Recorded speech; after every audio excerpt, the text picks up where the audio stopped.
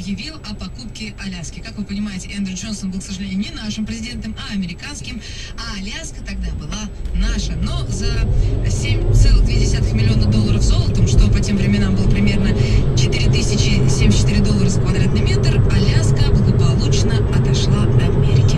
В 1937 году завершился полет летчиков Чкалова, Байдукова и Белякова через Северный полюс. 18 июня они стартовали на самолете Ан-25.